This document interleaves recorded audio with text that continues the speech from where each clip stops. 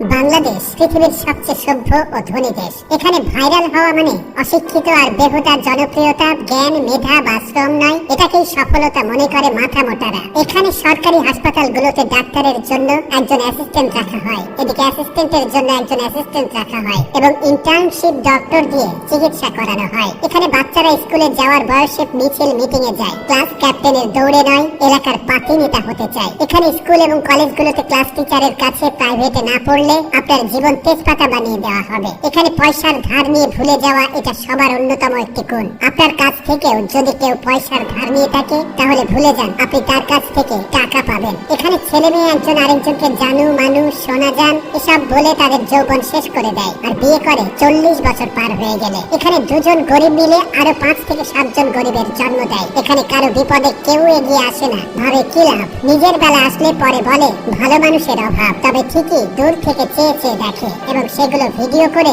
Social মিডিয়ায় ছেড়ে দেয়। এখানে সবাই লোভী আর খাই খাই স্বভাবের মানুষের বসবাস। যাকেই বিশ্বাস করে সামনে এগোতে সাপোর্ট করবেন, দুদিন পর তার থেকেই পাবেন করাপশনের আওয়াজ। এখানে নিজের সমালোচনা বাদ দিয়ে অন্যের সমালোচনায় সবাই সারাদিন ব্যস্ত থাকে। এখানে শ্রমের যথাযথ মূল্য পাওয়া যায় না। এখানে শিক্ষিত মানুষ সম্মান পায় না। টাকা দিয়ে অসাধ্যকে সাধন করা যায় খুব সহজেই। মানুষ এক একজন নিজেকে ঈশ্বরচন্দ্র বিদ্যাসাগর মনে করে। ভিক্ষুকদের রমরমা ব্যবস্থা চলে। এখানে সবাই বড় হতে চায়, কেউ মানুষ হতে চায় না। এখানে মানুষের কথাই নেই সহানুভূতির গন্ধ।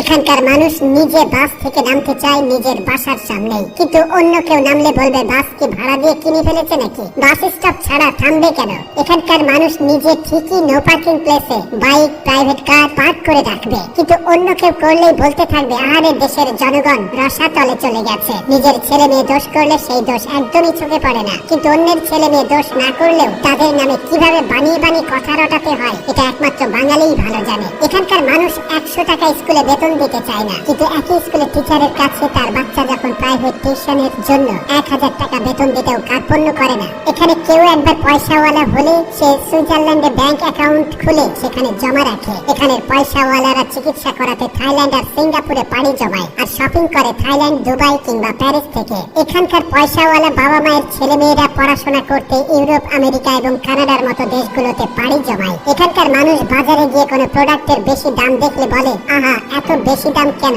আবার সেই একই প্রোডাক্ট যদি কিছুটা ডিসকাউন্ট বা কম দামে বিক্রি করা হয় তখন তারাই বলবে নিশ্চয়ই এটা খারাপ প্রোডাক্ট, না হলে এত কম দামে বিক্রি করছে কিভাবে। এখানকার মানুষ ভাজা পোড়া তেল চর্বি খেয়ে গ্যাস্ট্রিক বানাবে, আবার সেই গ্যাস্ট্রিক কমানোর জন্যই ওষুধ খাবে। এখানে টাকার জোরেই হয় তাল গাছটা আপনার, অবহেলায় পড়ে থাকে, খোঁজ খবর রাখে না বাপ মার। এখানে শ্রমের মূল্য নেই, চাষ হয় প্রতিনিয়ত হিংসা বিদ্বেষ। মনে হয় আগেই ভালো ছিলাম, এখন ভালোর দিন শেষ।